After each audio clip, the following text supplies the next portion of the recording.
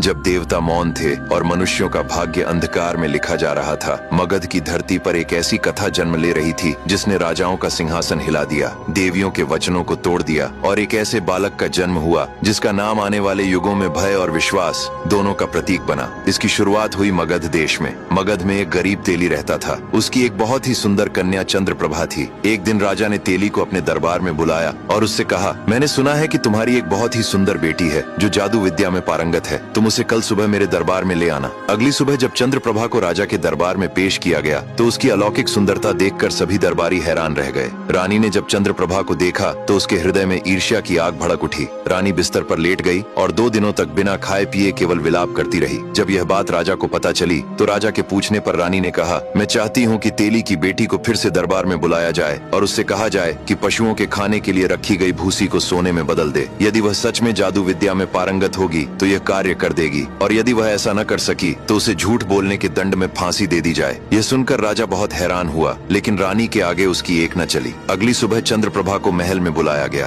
राजा के आदेश पर उसे एक बड़े कक्ष में ले जाया गया। चंद्रप्रभा को छोटे मोटे जादू का ज्ञान तो था, लेकिन उसमें इतनी शक्ति कहाँ थी कि वह भूसी को सोने में बदल सके। वह अपने दुर्भाग्य को कोसते हुए फूट फूट कर रोने लगी और रोते रोते ही सो गई। आधी रात के समय अचानक कक्ष की दीवार कांपने लगी और एक जोरदार आवाज के साथ दीवार फट गई। उसी में से एक अत्यंत सुंदर यक्षिणी प्रकट हुई। उसने चंद्रप्रभा को जगाया और कहा, तुम्हारी दुख भरी पुकार मेरे लोक तक पहुंच गई और मैं स्वयं को यहाँ आने से रोक न सकी। मैं इस पूरे कक्ष को सोने से भर दूंगी, लेकिन इसके बदले मुझे तुमसे कुछ चाहिए। चंद्रप्रभा ने विनती करते हुए कहा, हे देवी, कृपया बताइए आपको मुझसे क्या चाहिए। यक्षिणी बोली, कल तुम्हारा विवाह राजा से होगा और ठीक 1 वर्ष बाद तुम्हें एक पुत्र की प्राप्ति होगी। वही पुत्र मुझे चाहिए। भय और विवशता में चंद्रप्रभा ने यक्षिणी की शर्त स्वीकार कर ली। पल भर में यक्षिणी ने पूरे कक्ष को चमकते हुए सोने से भर दिया और अदृश्य हो गई। अगली सुबह जब कक्ष का द्वार खोला गया तो पूरा कमरा सोने से जगमगा रहा था। यह दृश्य देखकर राजा अत्यंत प्रसन्न हुआ। उसने चंद्रप्रभा की सुंदरता और इस चमत्कार से प्रभावित होकर उससे विवाह करने का निश्चय कर लिया। राजा और चंद्रप्रभा का विवाह बड़े धूमधाम से संपन्न हुआ।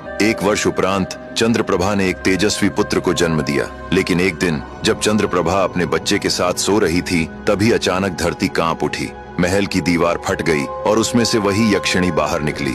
उसने चंद्रप्रभा से कहा, रानी, अब वह दिन आ गया है जिसका तुमने वचन दिया था। तुम्हें यह बच्चा मुझे सौंपना होगा। यह सुनकर चंद्रप्रभा कांपने लगी। वह बार बार यक्षिणी से विनती करने लगी कि उसका बच्चा न ले, लेकिन यक्षिणी ने राजकुमार को गोद में उठाया और गायब हो गई। रानी पुत्र वियोग में पागल हो गई। जब राजा ने यह सुना तो उसने चारों दिशाओं में योद्धाओं को भेजा। जादूगरनियों, ज्योतिषियों और तांत्रिकों ने बहुत कोशिश की, पर बच्चे का कहीं पता नहीं चला। धीरे धीरे दिन गुजरने लगे। उधर वह बच्चा यक्षिणी के देश में पलने लगा। वह उसे माँ की तरह पालती थी। इधर रानी चंद्रप्रभा दिन रात अपने पुत्र के लिए रोती रहती और राजा भी व्याकुल रहता। जब हर तरफ से असफलता मिली तो राजा ने स्वयं निर्णय लिया कि वह अपने पुत्र को ढूंढने निकलेगा। वह एक मजबूत घोड़े पर सवार हुआ और यात्रा पर निकल पड़ा। जब शाम हुई तो वह एक वीरान वन के पास पहुंचा और वहीं रात बिताने की सोची। भूख लगने पर राजा ने पास के पेड़ से बेल तोड़कर खाई। प्यास लगी तो उसने देखा कि पास ही एक कुआं है जो एक बड़े ढक्कन से बंद है। उस पर जादुई अक्षरों में कोई मंत्र लिखा था। राजा ने सोचा कि यह कोई पुराना शिवालय होगा और संभव है किसी राजा ने यह मंत्र लिखवाए हों। पानी पीने के लिए उसने ढक्कन हटा दिया। ढक्कन हटते ही कुएं से काला धुआं उठा, जिसमें से काजल जैसा काला भयानक ब्रह्म राक्षस बाहर निकला। वह गरज कर बोला, मुसाफिर, तुमने मुझे आजाद कर दिया है। मैं इस कुएं में 1000 वर्षों से कैद था। अब संभल जाओ। यह तुम्हारी बदकिस्मती है कि तुमने मुझे मुक्त किया। अब तुम्हारी मृत्यु मेरे ही हाथों होगी। राजा यह सुनकर कांपने लगा। उसने कहा, महाराज, क्या ऐसा हो सकता है कि जिसने आपको मुक्त किया आप उसी की जान लें? राक्षस बोला, तुम सही कह रहे हो, लेकिन मेरी बात सुनो। जब मैं इस कुएं में कैद हुआ था तो दिन रात तड़पता था। मैंने सोचा था कि जो मुझे आजाद करेगा मैं उसे संसार की सारी सुख सुविधाएं दूंगा। 500 वर्ष बीत गए पर किसी ने मुझे मुक्त नहीं किया। फिर मैंने प्रतिज्ञा की कि जो मुझे आजाद करेगा मैं उसे दुनिया की सारी ताकत दूंगा, उसे सबसे अमीर बना दूंगा, एक विशाल सेना दूंगा जिसकी अगुवाई मैं स्वयं करूंगा और संसार के सभी राजाओं के सिर काटकर उसके चरणों में रख दूंगा। फिर भी 500 वर्ष और बीत गए, कोई नहीं आया। फिर कल मैंने कसम खाई कि जो भी मुझे आजाद करेगा मैं उसी की गर्दन अपने हाथों से काटूंगा और उसका खून पीऊंगा। और आज तुमने मुझे आजाद कर दिया है। आज मैं तेरा गला काटूंगा और तेरा खून पीऊंगा। राजा ने विनती करते हुए कहा, महाराज, आप सर्वज्ञानी और महाशक्तिशाली हैं। यदि आप मुझे मारना ही चाहते हैं तो कोई भी मुझे बचा नहीं सकता, परंतु मरने वाले की एक अंतिम इच्छा होती है, क्या आप उसे पूरा करेंगे? ब्रह्म राक्षस बोला, बता तेरी अंतिम इच्छा क्या है? राजा ने कहा, स्वामी, मैं मरने से पहले यह जानना चाहता हूँ कि आप इस कुएं में कैसे कैद हुए। ब्रह्म राक्षस ने कहा, यदि तेरी अंतिम इच्छा यही जानने की है तो सुन। मैं एक महान राजा था। मेरा नाम सुनते ही शत्रुओं की छाती कांप उठती थी। धरती से लेकर आकाश तक मेरा ही राज्य था, लेकिन मुझसे एक ऐसी भूल हो गई जो मुझे कभी नहीं करनी चाहिए थी। किसी भी युद्ध को करने से पहले मैं युद्ध के देवता को बलि चढ़ाता था और फिर आगे बढ़ता था। एक बार मैंने अपने उत्तर में बसे कंधार देश पर हमला करने की सोची और अपने साथियों समेत युद्ध पर निकल पड़ा। शत्रु को हराकर लूटपाट की और सारा धन लेकर समुद्री रास्ते से वापस लौटा। समुद्र में एक दिन की यात्रा पूरी हुई। दूसरे दिन अचानक भयंकर तूफान आ गया। जहाज को आगे बढ़ाना मानो मृत्यु को बुलाना था, इसलिए मेरे सभी सैनिक समुद्र किनारे रुक गए और वहीं रात बिताने की व्यवस्था की गई। परंतु उस रात के बाद जब भोर हुई तो मैं अपने घोड़े पर सवार होकर ब्रह्म मुहूर्त में शिकार के लिए अकेला निकल पड़ा। एक जंगली सुअर का पीछा करते करते मैं बहुत दूर निकल गया। थककर एक सरोवर पर पहुंचा, वहां पानी पिया और उसी के किनारे एक वृक्ष के पास बैठ गया। थोड़ी ही देर बीती थी कि एक अत्यंत सुंदर कन्या वहां स्नान करने आई। वह किसी अप्सरा से कम नहीं थी। उसने अपने वस्त्र उतार दिए और नग्न होकर स्नान करने लगी। दुर्भाग्यवश उसकी सुंदरता देखकर मैं उन्मत्त हो गया और मैंने उसे पकड़ लिया। वह स्त्री पराये पुरुष को देखकर भय से कांपने लगी। तभी वह क्रोध से भर उठी। उसने गुस्से में कहा, नीच पापी, तूने आज स्वयं अपनी मृत्यु को पकड़ लिया है। इतना कहकर उसने जोर से 3 बार धरती पर पैर पटका और ऊंचे स्वर में बोली, हे पाताल के रक्षक, तुरंत प्रकट हो। अचानक धरती फट गई और उसमें से 2 महाभयानक दानव निकले। उनके काले शरीर, जलती आंखें और विशाल दांत देखकर मेरे प्राण सूख गए। पलक झपकते ही वे मुझे और उस कन्या को उठाकर अपने लोक ले गए। वह कन्या कोई साधारण स्त्री नहीं थी। वह पाताल लोक के राजा नागेश्वर की पुत्री थी, जिसका नाम राजकुमारी मृगनयना था। राजकुमारी ने रोते हुए अपने पिता को सारी घटना सुना दी। राजा गरज कर बोले, तू मनुष्य होकर राक्षसों जैसा आचरण करता है, इसीलिए आज से तू मनुष्य नहीं रहेगा। इतना कहकर उन्होंने भयानक मंत्रों का उच्चारण किया। एक ही क्षण में मेरा शरीर विकृत हो गया और मैं ब्रह्म राक्षस बन गया। फिर थोड़ी ही देर में उनके सैनिक मुझे इस धरती पर पटक कर लौट गए। राक्षसी देह में जब मैं अपने सैनिकों के पास पहुंचा तो भय से वे मुझ पर टूट पड़े, पर अब भूख और क्रोध मुझ पर सवार था। मैंने एक एक कर सभी को मार डाला और खा गया। उसी दिन से मैं इस जंगल में भटकता रहा। धीरे धीरे 100 वर्ष बीत गए। एक रात मैंने निश्चय किया कि अपने राज्य लौट कर देखूं। आधी रात में अपने महल में घुसा, पर वहाँ कोई परिचित नहीं था। मेरा राज्य किसी और राजा के अधिकार में जा चुका था। हताश होकर मैं फिर जंगलों में भटकने लगा और अंततः मैंने एक और गलती कर दी, जिससे मेरा यह हाल हुआ और मैं यहाँ कैद हो गया। एक दिन अत्यधिक भूख के कारण मैं तड़प रहा था। तभी मुझे एक सुंदर हिरनी दिखाई दी। मैंने उसे खाकर अपनी भूख मिटाने की सोची और उसका सिर धड़ से अलग कर दिया, पर मरते ही वह एक सुंदर कन्या में बदल गई। यह देखकर मैं हैरान रह गया। तभी एक तेजस्वी साधु प्रकट हुए और बोले, अरे दुष्ट राक्षस, तुमने मेरी बेटी को मार डाला। तुमने अपनी भूख मिटाने के लिए इसकी जान ली है, इसलिए अब तुम कई हजार वर्षों तक भूखे प्यासे यहीं कैद रहोगे। इतना कहते ही उन्होंने मंत्र पढ़ा और मुझे मंत्र बल से बांधकर इस कुएं में डाल दिया। सारी कहानी सुनाकर ब्रह्म राक्षस ने कहा, अब तुम संभल जाओ, क्योंकि अब तुम्हारी मरने की बारी है। राजा ने कहा, ठीक है, शायद मेरी मौत मुझे यहाँ लेकर आई है, पर महाराज, आप इतने शक्तिशाली और इतने विशालकाय हैं, आप इस कुएं में कैद कैसे हो सकते हैं? ऐसा तो नहीं कि आप झूठ बोल रहे हैं। राक्षस गुस्से में बोला, क्या तुझे लगता है मैं झूठ बोल रहा हूँ? अब तू देख। इतना कहते ही वह विशाल राक्षस काले धुएं में बदल गया और कुएं में चला गया। कुएं के अंदर जाकर बोला, देख, अब तो तुझे विश्वास हुआ? राजा ने कहा, हाँ महाराज, अब विश्वास हो गया। इतना कहते ही राजा ने कुएं का ढक्कन बंद कर दिया और बोला, अरे बेवकूफ, तू मुझे मारने चला था, अब तू इसी में मरेगा। राक्षस ने जब खुद को फिर से कुएं में बंद पाया तो वह रोने लगा। गिड़गिड़ाते हुए बोला, भाई, मैं तो मजाक कर रहा था, कृपया मुझे बाहर निकालो। राजा ने कहा, अब ऐसा नहीं हो सकता कि मैं ढक्कन हटा दूं। तब राक्षस बोला, मैं जानता हूं कि तुम अपने बेटे की तलाश में निकले हो। मुझे यह भी पता है कि यक्षिणी उसे कहां लेकर गई है। मैं कसम खाता हूं कि अगर तुमने मुझे मुक्त किया तो मैं तुम्हें मारूंगा नहीं, बल्कि तुम्हारे बेटे का पता बता दूंगा। राजा ने उसकी बात मान ली और कुएं का ढक्कन हटा दिया। ब्रह्म राक्षस बाहर आया और बोला, राजन, तुमने मुझ पर बहुत बड़ा उपकार किया है, अब तुम मेरे कंधे पर बैठो। राक्षस उसे लेकर उड़ चला और जालंधरों के लोक में एक सरोवर के किनारे पहुंचा। उसने राजा को जमीन पर उतारा और बोला, सुनो राजन, इस सरोवर में एक जलबेताल रहता है, जिसे संसार की सभी चीजों की जानकारी है। वही बताएगा कि तुम्हारा बेटा कहाँ है, लेकिन उसे पकड़ना आसान नहीं है। इसके लिए एक स्त्री चाहिए। राजा ने कहा, इस सुनसान वन में स्त्री कहाँ से लाऊं? राक्षस बोला, तुम फिक्र मत करो, उसका भी उपाय है। मैं एक सुंदर स्त्री का रूप धारण कर लेता हूँ, तुम यहीं सरोवर के किनारे कहीं छिप जाना। जब वह दैत्य एक सुंदर स्त्री को देखेगा तो मोहित होकर पानी से बाहर आएगा और तब हम उसे पकड़ लेंगे और तुम्हारे बच्चे का पता पूछेंगे। राजा तैयार हो गया। ब्रह्म राक्षस ने सुंदर स्त्री का रूप धारण कर सरोवर के किनारे बैठ गया। कुछ ही देर बाद वह जल बेताल बाहर निकला। सुंदर स्त्री को देखकर वह मोहित हो गया। जैसे ही वह पानी से बाहर आया, ब्रह्म राक्षस अपने असली रूप में आ गया और उसे पकड़ लिया। तब राजा ने बेताल से अपने बच्चे का पता पूछा। जल बेताल ने कहा, मैं तुम्हें तुम्हारे बच्चे का पता बता दूंगा, पर उससे पहले तुम्हें मेरे एक सवाल का जवाब देना होगा। मैं तुम्हें एक कहानी सुनाऊंगा। अगर मेरे सवाल का ठीक ठाक उत्तर तुम दे पाए तो मैं तुम्हें तुम्हारे बच्चे का पता बता दूंगा, वरना मैं वापस जल में चला जाऊंगा। राजा ने हामी भरी और जल बेताल ने कहानी सुनाना प्रारंभ किया। अयोध्या के उत्तर में ताम्रशिला नाम का एक राज्य था, जिसके राजा तामेश्वर थे।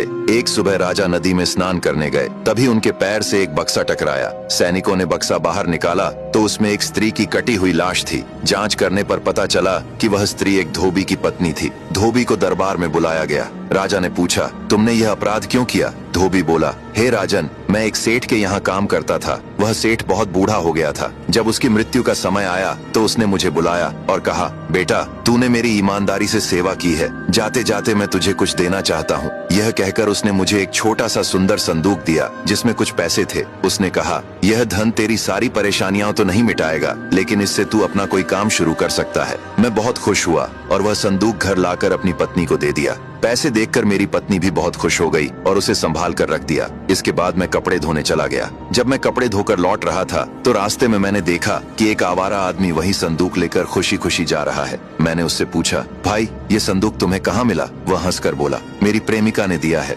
इसमें बहुत पैसे हैं। ये सुनते ही मेरा खून खौल उठा। लज्जा के कारण मैं उससे कुछ न कह सका और तुरंत घर आ गया। घर आकर मैंने अपनी पत्नी से पूछा, मैं जो संदूक लाया था वह कहाँ है? उसने कहा, आप ही तो अभी देकर गए थे, वह पलंग के नीचे रखा है। वह उस समय बीमार थी, इसलिए उठ नहीं सकी। जब मैंने पलंग के नीचे देखा तो वहाँ संदूक नहीं था। तब मैंने गुस्से में कहा, सच सच बता, संदूक कहाँ है? वह गुस्से से बोली, मैंने यहीं रखा था, मुझे नहीं पता वह कहाँ गया। क्रोध में आकर मैं उसे गालियां देने लगा और बोला, तूने पैसे अपने आशिक को दे दिए हैं। और मैंने पास रखी कुल्हाड़ी उठा ली और अपनी पत्नी को मार डाला। फिर उसके शव के टुकड़े करके संदूक में भर दिया और नदी में फेंक दिया। कुछ देर बाद मेरा बेटा रोता हुआ घर आया और बोला, पिताजी, मुझसे बहुत बड़ी गलती हो गई है, माँ को कुछ मत कहना। मैंने पूछा, क्या हुआ? वह रोते हुए बोला, आप जो संदूक माँ को देकर गए थे, मैं उसे लेकर खेलने चला गया था। तभी एक आदमी आया, उसने मुझे मारा और पैसे देखकर संदूक छीन कर ले गया। सारी गलती मेरी है, तो भगवान के लिए माँ को कुछ मत कहना, माँ को कुछ भी पता नहीं है। यह सुनकर धोबी फूट फूट कर रोने लगा।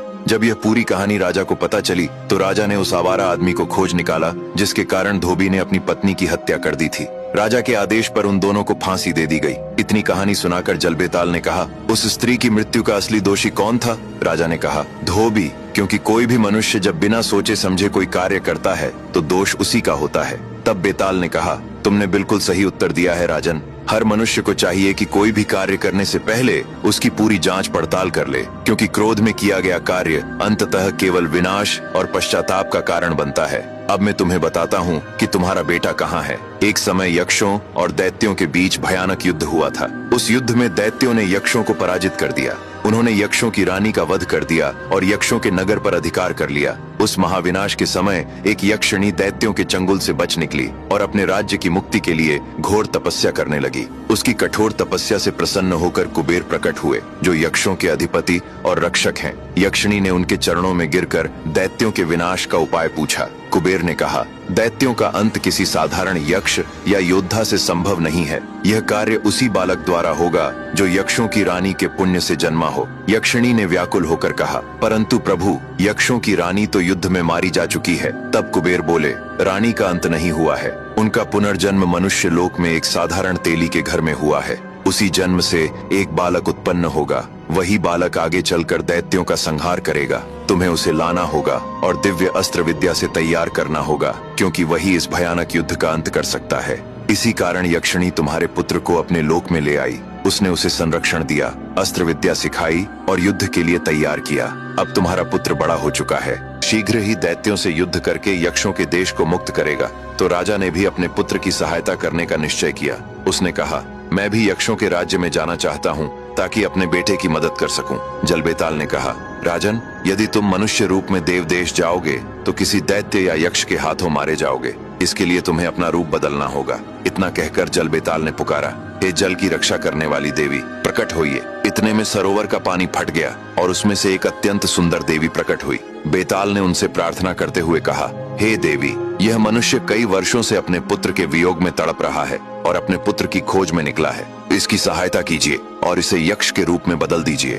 देवी ने अपनी शक्ति से जल अमृत निकाला और राजा को देते हुए कहा, इसकी कुछ बूंदें पी लो, फिर जिस रूप को धारण करना चाहते हो उसका नाम लो, तुम उसी रूप में परिवर्तित हो जाओगे। राजा ने देवी से जल अमृत लिया और उन्हें धन्यवाद दिया। देवी अंतर्ध्यान हो गईं। इसके बाद राजा ने जल अमृत की कुछ बूंदें पी और यक्ष का रूप धारण कर लिया। फिर जल बेताल ने यक्ष रूपी राजा से कहा, सुनो राजन, अब तुम्हें यक्षों के देश में प्रवेश करने के लिए उस झरने के पास जाना होगा जो सीधे स्वर्ग से गिरता है। वहाँ कुछ यक्षिणियां पानी भरने आती हैं। तुम वहीं किसी गुफा में छिपे रहना और जब वे सभी आए तो रूप बदलकर उनके बीच शामिल हो जाना। इस प्रकार तुम उनके साथ उनके देश में पहुंच जाओगे और वह झरना यहाँ से पश्चिम दिशा में स्थित जलगिरी पर्वत की 7वीं चोटी पर है। इतना कहकर बेताल ने कहा, राजन, अब मुझे आज्ञा दीजिए कि मैं चलूं। राजा ने उसकी सहायता के लिए जल बेताल को हृदय से धन्यवाद दिया और जल बेताल फिर वापस सरोवर में चला गया। अब ब्रह्म राक्षस ने राजा से कहा, राजन, आप मेरी पीठ पर बैठिए, मैं आपको जलगिरी पर्वत पर कुछ ही क्षणों में पहुंचा दूंगा। राजा फिर से ब्रह्म राक्षस की पीठ पर सवार हुआ और ब्रह्म राक्षस उसे लेकर आकाश में उड़ चला। यक्ष के रूप में राजा ब्रह्म राक्षस के साथ उस झरने पर पहुंचा जहां यक्षिणियां पानी भरने आती थीं। ब्रह्म राक्षस ने राजा को जमीन पर उतारा और बोला, राजन, अब इसके आगे का रास्ता आपको स्वयं तय करना पड़ेगा। इससे आगे मुझे जाने की अनुमति नहीं है। अब मुझे आज्ञा दीजिए। राजा ने उसे दिल से धन्यवाद देकर विदा किया और स्वयं एक गुफा में छिप गया। जब यक्षिणियां पानी भरने आईं, तब यक्ष रूपी राजा यक्षिणियों का रूप धारण कर उनके साथ मिल गया और उनके साथ साथ उनके लोक में प्रवेश कर गया। वहाँ वह एक यक्ष सरदार के यहाँ काम करने लगा। धीरे धीरे वह समय आ गया जब राजा के बेटे ने दैत्यों से युद्ध करने की योजना बनाई। उसने सभी अच्छे योद्धाओं को एकत्र किया और सबको युद्ध की योजना बताने लगा। उसी भीड़ में राजा भी यक्ष के रूप में उपस्थित था। ये पहली बार था जब राजा अपने बेटे को बड़ा होने के बाद देख रहा था। राजकुमार देवता की तरह लग रहा था। सभी ने उसके निर्णय को स्वीकार किया और यह तय हुआ कि वे रात में दैत्यों पर हमला करेंगे। रात होते ही सभी ने दैत्यों पर आक्रमण कर दिया। कई दिनों तक लगातार युद्ध होता रहा। राजा ने भी अपने बेटे का साथ दिया। राजकुमार बहादुरी से लड़ा और दैत्यों के सरदार का सिर काट दिया। सभी दैत्य मारे गए और कुछ डर कर भाग गए।